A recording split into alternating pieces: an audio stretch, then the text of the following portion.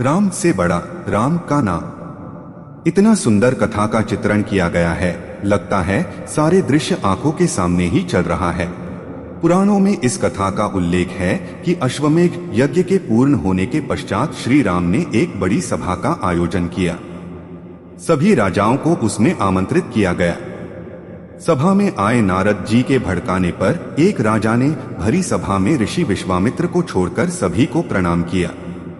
ऋषि विश्वामित्र गुस्से से भर उठे और उन्होंने राम से कहा कि अगर सूर्यास्त से पहले श्री राम ने उक्त राजा को मृत्यु दंड नहीं दिया तो वो राम को शाप दे देंगे। श्राप के भयभीत होकर श्री राम ने उस राजा को सूर्यास्त से पहले मारने का प्रण ले लिया। श्री राम के प्राण की खबर पाते ही राजा भागा भागा हनुमान जी की माता अंजनी के पास गया और पूरी बात बताए बिना उनसे प्राण रक्षा का वचन मांगा। माता अंजनी ने हनुमान जी को राजा की जान बचाने का आदेश दिया। हनुमान जी ने श्री राम की कसम खाकर कहा कि कोई भी राजा का बाल भी बांका नहीं कर पाएगा। लेकिन जब राजा ने बताया कि श्री राम ने ही उन्हें मारने का प्रण किया है तो हनुमान धर्म संकट में फंस गए। हनुमान के सामने धर्म संकट खड़ा हो गया कि वो राजा के प्राण कैसे बचाएं। अगर राजा को मौत मिलती है तो माता का दिया हुआ वचन पूरा नहीं हो पाएगा। अगर राजा को बचाया तो श्री राम का प्रण पूरा नहीं हो पाएगा और उन्हें शाप मिलेगा। उलझन में फंसे हनुमान जी को एक युक्ति सूझी।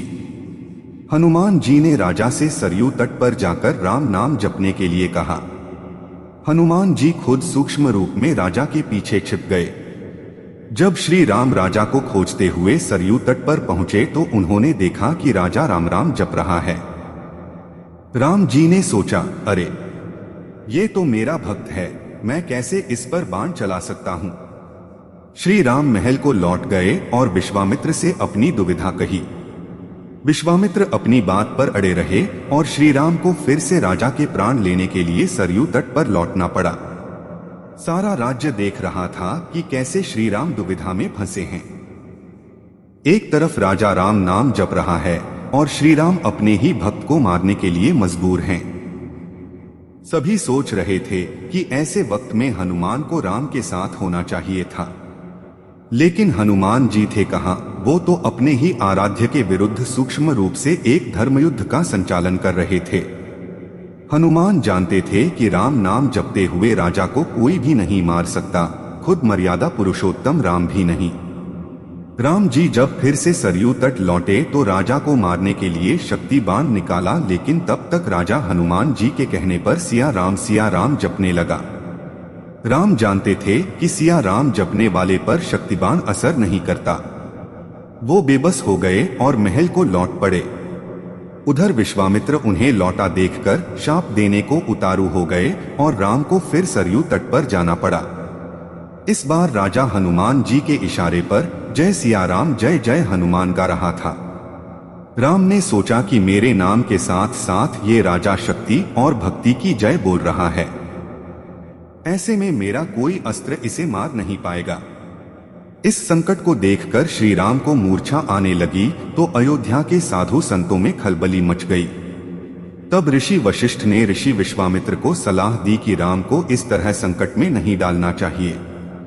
उन्होंने कहा कि राम चाह कर भी राम नाम जपने वाले को नहीं मार सकते, क्योंकि जो बल राम के नाम में है और खुद राम में नहीं है। संकट बढ़ता देखकर ऋषि विश्वामित्र ने राम को संभाला और अपने वचन से मुक्त कर दिया। मामला संभलते देखकर राजा के पीछे छिपे हनुमान वापस अपने रूप में आ गए और श्री राम को प्रणाम किया। तब श्री राम ने कहा कि हनुमान ने इस प्रसंग से साबित किया है कि भक्त की शक्ति हमेशा आराध्य की ताकत बनी है और सच्चा भक्त हमेशा भगवान से बड़ा ही रहेगा। जय सीताराम, जय बजरंग बली। दोस्तों, कहानी अच्छी लगी तो लाइक करें, शेयर करें, कमेंट करें और चैनल को सब्सक्राइब करें। Thank you.